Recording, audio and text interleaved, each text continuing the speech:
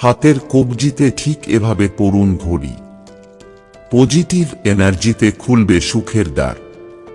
আমাদের জীবনের সময় সবচেয়ে গুরুত্বপূর্ণ। সময় দেখার জন্যই হাতের কবজিতে আমরা প্রায় সবাই ঘড়ি পরে থাকি।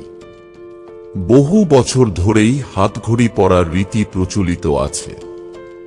জেনে নিন ঘড়ি পরার বাস্তু টিপস। জীবনে টাকা, পয়সা, প্রেম, ভালোবাসা সবই গুরুত্বপূর্ণ, কিন্তু সবচেয়ে যা মূল্যবান তা হলো সময়। আমরা হারিয়ে যাওয়া টাকা ফেরত পেতে পারি, হারিয়ে যাওয়া প্রেম আবার ফিরে পেতে পারি, কিন্তু যে সময় একবার চলে গিয়েছে তা আর কোনোভাবেই ফিরে পাওয়া সম্ভব নয়। তাই সঠিক সময়ে সঠিক কাজ করলে তবেই জীবনে সাফল্য লাভ করা সম্ভব।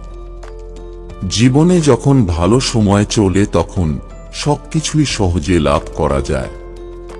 আবার খারাপ সময় চললে হাজার চেষ্টা করেও সাফল্য অধরা থেকে যায়। সময়ের দিকে নজর রাখতেই আমরা ঘড়ি পরে থাকি।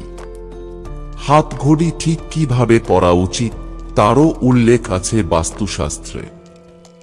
আজ আমরা জেনে নেব কিভাবে হাত ঘড়ি পরলে পজিটিভ এনার্জির প্রভাবে আমরা সুখ সাফল্য লাভ করতে পারব। বাস্তু অনুসারে হাত ঘড়ি পরার সঠিক নিয়ম। বাস্তুশাস্ত্র জানাচ্ছে কিভাবে হাতে ঘড়ি পরলে আপনার ভালো সময় চলতেই থাকবে। বাস্তুর এই নিয়মগুলি মেনে চললে জীবনের অনেক সমস্যাই মিটে যাবে। বাস্তুবিদরা জানাচ্ছেন যে হাতের কবজিতে যে ঘড়ি পরবেন তার ডায়াল যেন মাঝারি আকারের হয়। খুব বেশি বড় ডায়ালের ঘড়ি অনেক সময় ফ্যাশনেবল মনে হলেও বাস্তু অনুসারে তা সঠিক নয়। যে ব্যক্তি খুব বড় ডায়ালের ঘড়ি পরেন তার কেরিয়ারে উন্নতির পথে বাধা আসতে পারে।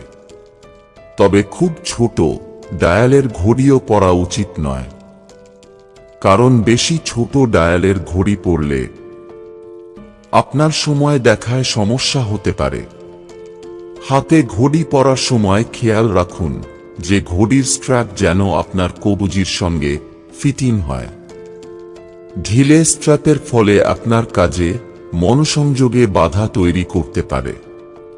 লেখালেখি বা কিবোর্ডে টাইপ করার সময় ঢিলে স্ট্র্যাপের ঘড়ি অসুবিধাজনক। তাই আপনার ঘড়ি ঠিক কবজির কাছে ফিটিং হয়ে থাকা বাঞ্ছনীয়।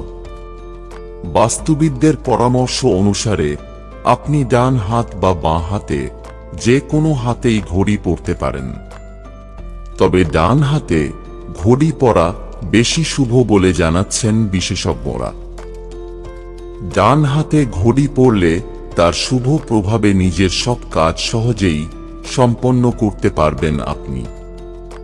অনেকেই ঘুমানোর সময় ঘড়ি খুলে রেখে বালিশের নিচে রেখে দেন। বাস্তু পরামর্শ অনুসারে এই কাজ করা একেবারেই ঠিক নয়। বালিশের নিচে ঘড়ি থাকলে তা যেমন বাস্তুদোষ তৈরি করে তেমনি ভালো ঘুমের ক্ষেত্রে বাধা তৈরি করে। বন্ধুরা, ভিডিওটি ভালো লাগলে লাইক করুন এবং আমাদের চ্যানেলে নতুন হয়ে থাকলে সাবস্ক্রাইব করুন। ধন্যবাদ। আপনার দিনটি শুভ হোক।